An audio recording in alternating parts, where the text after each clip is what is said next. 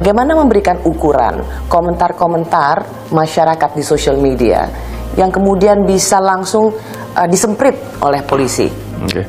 Jadi ini justru bagian dari upaya kita merubah pemahaman terhadap Undang-Undang ITE yang selama ini dianggap terlalu represif ya. Kalau di dalam Undang-Undang ITE atau melakukan sesuatu perbuatan yang kemudian memenuhi unsur tindak pidana di bidang teknologi informasi, kecenderungan pada saat itu adalah orang itu pasti ditangkap. Ya.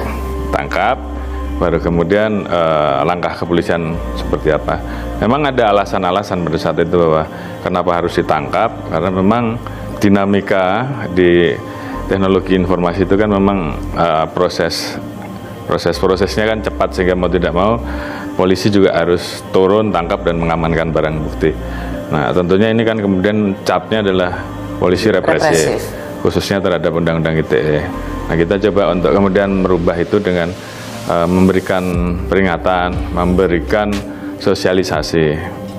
Salah satunya dengan adanya konsep virtual police ya, virtual police di mana kemudian polisi memberikan pesan khususnya terhadap masyarakat yang menggunakan media sosial yang di situ ada potensi ada pelanggaran. Memang kemudian menjadi pilihan apakah tegurannya disampaikan supaya seluruh masyarakat tahu atau kemudian cukup kita berikan pesan secara private ya, direct message lah istilahnya seperti itu. Ini juga menjadi diskusi dengan teman-teman, khususnya teman-teman ahli, dan pilihannya pada saat itu adalah lebih baik kita berikan pesan secara langsung saja sehingga tidak diketahui oleh orang lain, dan karena itu juga bisa menjadi bahan bulian kan begitu ya. Tapi kita mengingatkan bahwa ada potensi pidana kalau Anda melakukan seperti ini kan, seperti itu. Gini Pak, hanya memang apa yang menjadi respons polisi Pak, sering sekali lebih kepada suara-suara kritis. Kalau itu bersifat ancaman yang bisa memiliki potensi menghilangkan nyawa orang, maka polisi bertindak, itu adalah sesuatu yang diharuskan. Tetapi kalau misalnya mengkritik itu, polisi sering sekali mendapat cap pembungkaman pada suara-suara kritis. Para aktivis mengatakan di pemerintahan ini suara-suara kritis itu dibungkam dengan cara akun sosial mereka diretas. Nah, polisi sendiri tidak saja dianggap ikut membungkam suara kritis, tapi peretasan akun-akun media sosial aktivis ini tidak mendapat tempat untuk diselidiki oleh polisi.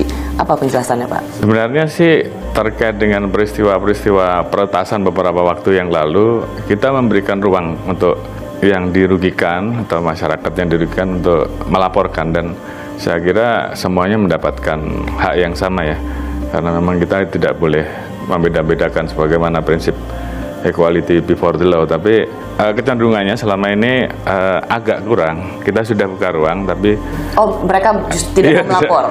Tidak ada yang melapor. Tapi kalau ada yang melapor pasti kita proses, karena kita juga tentunya sesuai komitmen kita bahwa tidak ada pembedaan antara apakah ini aktivis ataukah ini siapa, ataukah semuanya saya kira memiliki hak yang sama. Terkait dengan masalah kritik ini pun kita juga rubahlah wajah kita. Bagaimana kemudian jangan sampai polisi ini dicap anti kritik. Memang perlu banyak perbaikan di lapangan karena memang merubah mindset tidak mudah. Salah satunya bagaimana kemudian saya mengajarkan kepada anggota bahwa kita harus melihat kritik itu sebagai masukan. Beberapa waktu yang lalu kan kita mencoba lomba mural ya, lomba mural. Waktu itu awal-awal yang ikut sedikit pada saat mulai dibuka karena masih ada anggapan bahwa takut Pak. Ya katanya ini jebakan ini. Jebakan Batman. Kalau nulis malah nanti ketahuan loh. Ini yang selalu nulis. Akhirnya saya sampaikan bahwa kita berikan jaminan bahwa yang ikut ini tidak ada sanksi lah, tidak ada, bahkan saya sampaikan kita memberikan jaminan itu langsung naik jadi 805 yang ikut. Dan karena masih ada ragu-ragu lagi, saya sampaikan bahwa yang berani mengkritik paling pedas untuk polisi itu jadi sahabatnya Kapolri, saya sampaikan gitu. Sehingga saya ingin memberi ruang kepada masyarakat untuk kita betul-betul pengen tahu apa sih yang dipikirkan masyarakat tentang polisi. Dan ini juga saya ajarkan kepada anggota untuk kemudian ini loh yang masih dirasakan masyarakat, dan ya ini yang harus kita perbaiki. jangan istilahnya buruk muka, cermin dibelah, itu yang nggak boleh kan. Pak Kapolri, ilustrasi yang Bapak Kapolri terangkan tadi soal sayembara mural, tapi orang pada takut karena takut ini malah jebakan. Ini menarik Pak, karena ini membuka mata kita Pak, bahwa memang ada kecenderungan masyarakat jadi takut. Mural yang pertama soal Presiden Jokowi for not found, Tuhan aku lapar, disuruh sehat di negara yang sakit. Itu kan juga mural-mural yang penggambarnya dicari oleh polisi. Sehingga ketika polisi lomba mural, sebuah gesture yang baik, tapi itu tidak ditangkap baik oleh masyarakat Indonesia. Jadi apa evaluasi Pak Kapolri bahwa apakah benar kalau masyarakat tuh takut kritik Pak, karena kalau enggak pasti akan berhadapan dengan polisi. Stigma itu memang sudah terjadi, sudah tertanam. Jadi memang harus diubah dengan bagaimana kemudian kita berusaha menunjukkan bahwa Polri tidak anti kritik, pemerintah tidak anti kritik. Bahkan saya melihat Pak Presiden, mohon maaf, berkali-kali dihujat, berkali-kali dihina, tapi beliau tetap senyum. Sementara ini setelah ada itu kita belum dapat komplain bahwa ada yang ditangani, ada yang ditindak. Dan beberapa hari ke depan ini juga kita berikan kesempatan untuk masyarakat yang memang ingin menyampaikan kebebasan berekspresinya untuk juga kemudian tidak ragu-ragu, dan polisi juga harus kemudian terbiasa. Ini bagian dari demokrasi kan. Di hari HAM nanti bila perlu kita laksanakan lomba unjuk rasa ya. Namun tentunya di situ juga ada edukasinya, unjuk rasa yang baik itu seperti apa.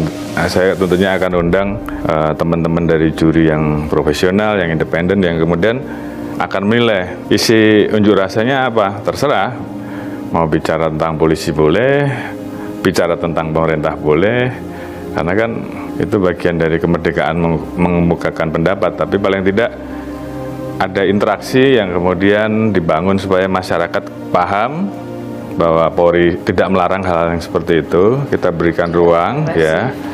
Kita juga ajarkan bahwa supaya anggota juga familiar dengan teman-teman yang biasa turun ke jalan, sehingga kemudian terbangun chemistry, sehingga kemudian ruangnya diberikan, situasinya kemudian tidak menjadi panas karena tersinggung dan sebagainya, dan ini memang harus dilatih.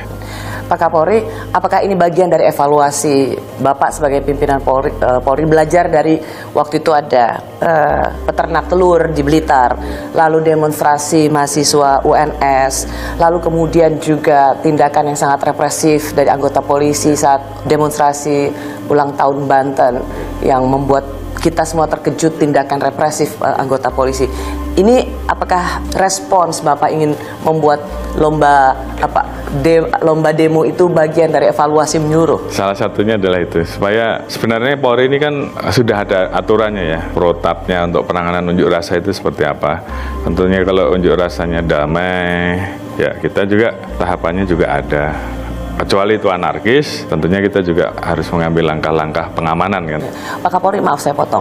Kalau ada tindakan yang memang seperti misalnya, ini kan berbeda-beda Pak treatmentnya, tetapi beredar dengan sangat luas. Di Blitar misalnya peternak telur yang hanya menyodorkan spanduk, lalu kemudian mahasiswa UNS, dan kemudian yang paling fatal adalah Banten. Ini memang polisi gamang menghadapi demonstran, atau mereka memang punya kecenderungan overacting supaya memberikan pengamanan bagi kepala negara misalnya? Ada dua hal. Yang pertama, mereka takut kalau sampai kemudian terjadi apa-apa, mereka akan ditegur, gitu kan. Apalagi aksi tersebut dianggap mengganggu. Itu yang pertama. Yang kedua juga kadangkala ada pemahaman yang keliru tentang bagaimana harus menangani peristiwa-peristiwa yang terjadi. Jadi saya kira di sini ada seorang pemimpin, kepala negara ataupun level menteri, masyarakat yang selama ini pengen mengadu, ini kan kesempatannya mereka untuk mengadu. Sudah berikan ruang saja. Memang toh tidak ada larangan untuk itu. Yang penting kan disampaikan dengan tidak membahayakan masyarakat di sekitarnya, tidak membahayakan rombongan itu sendiri, dan tugas polisi kemudian untuk mempelajari, meyakinkan bahwa pada saat disampaikan pendapatnya dengan spanduk ataupun dengan bicara yang seperti apa, itu tersampaikan, tapi juga tentunya dari sisi keamanannya juga kita tetap harus waspada. Karena sebenarnya kan Pak Kapolri sendiri sudah mengirimkan surat telegram Kapolri soal penanganan pengamanan Presiden, bagaimana menghandle unjuk rasa. Tapi toh setelah surat itu terbit pun ada beberapa insiden yang terjadi. Bapak merasa anggota tidak mendengarkan Bapak atau bagaimana evaluasi Pak Kapolri? Pemahaman terhadap surat edaran atau STR itu mungkin belum betul-betul dipahami. Yang kedua, merubah pola itu juga nggak mudah, perlu waktu, perlu pemahaman, perlu penyampaian yang berulang-ulang. Dan yang ketiga, mereka yakin bahwa kalau mereka melakukan hal yang seperti itu, mereka tidak ditegur.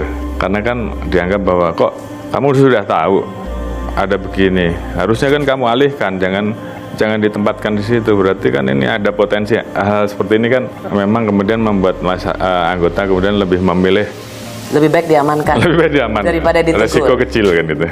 Tapi sebenarnya tidak perlu seperti itu.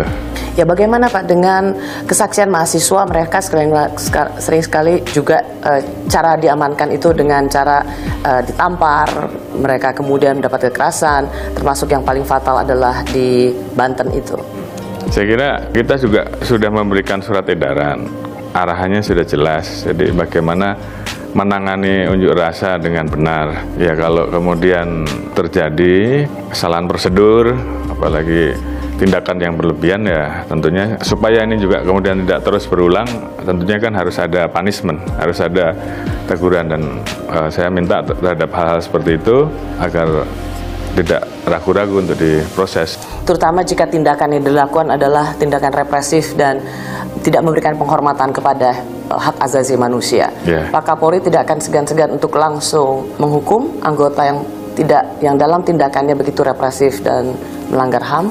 Khususnya yang sifatnya kekerasan berlebihan dari Propam, saya kira sudah banyaklah berbuat, melakukan langkah-langkah, melakukan tindakan. Jadi anggota juga harus paham kapan dia harus tegas, kapan dia harus humanis. Itu kan aturannya sudah ada. Jadi kita juga tidak menginginkan anggota kemudian menjadi penakut di lapangan. Kita juga nggak menginginkan itu. Tapi bagaimana mengukur antara yang dihadapi ini, seberapa dia harus melakukan langkah kepolisian. Kalau hanya cukup diamankan, dibawa, kenapa harus ditampar, kenapa harus ditambah dipentung, kan begitu.